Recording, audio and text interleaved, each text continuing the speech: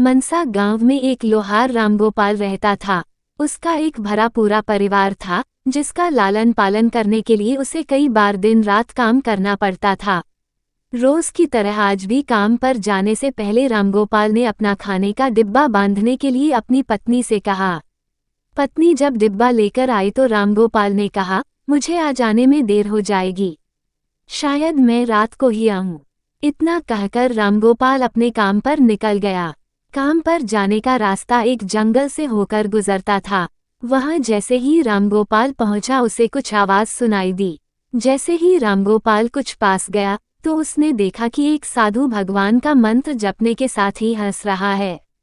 हैरान होकर रामगोपाल ने पूछा, आप ठीक हैं? उस साधु को रामगोपाल नहीं जानता था, लेकिन साधु ने एकदम से उसका नाम लेकर कहा, आओ रामगोपाल बेटा, मैं तुम्हारा ही इंतजार कर रहा था। मैं भूखा हूँ, मुझे अपने खाने के डिब्बे से कुछ खिला दो।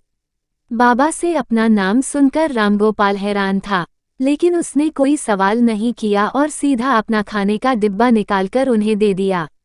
देखते ही देखते बाबा ने रामगोपाल का सारा खाना खा लिया। उसके बाद उस साधु ने कहा, बेटा मैं तो सारा खाना खा गया, अब तुम क्या खाओगे? मुझे माफ करना। रामगोपाल ने कहा, कोई बात नहीं बाबा, मैं काम के लिए बाजार जा रहा हूँ, तो मैं वहीं कुछ खा लूंगा। ये सुनकर उस साधु ने रामगोपाल को खूब आशीर्वाद दिया और भेंट के तौर पर एक हथौड़ा दे दिया।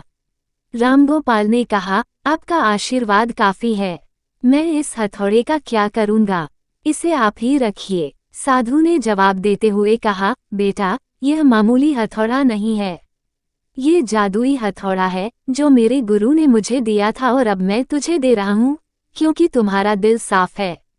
इसका इस्तेमाल अच्छे कामों के लिए ही करना और किसी दूसरे के हाथ में इसे कभी मत देना। इतना कहकर वह बाबा वहां से अदृश्य हो गए। रामगोपाल अपने हाथों में हथौड़ा लेकर बाजार काम करने के लिए चला गया।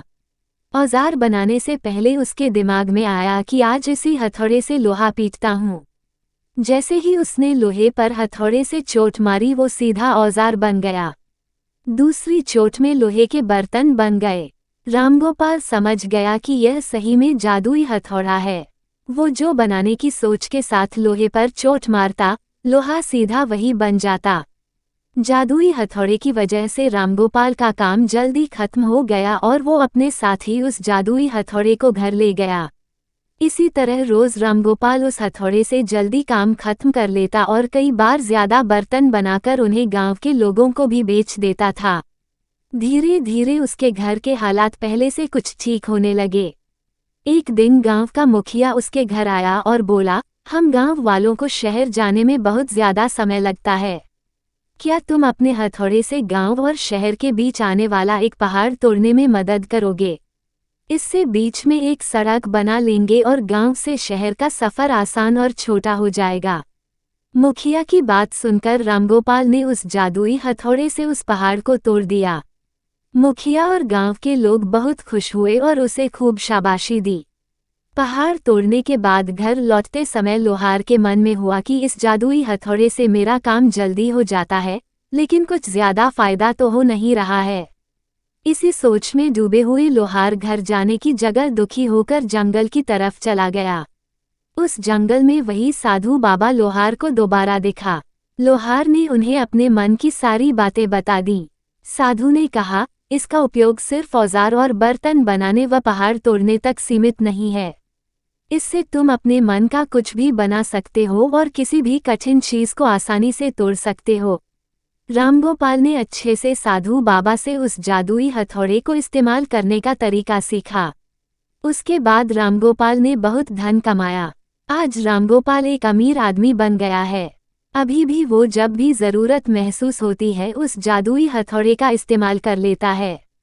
कहानी से सीखा हमने, चाहे कोई वस्तु हो या दिमाग, इनका इस्तेमाल पूरी तरह से करना चाहिए।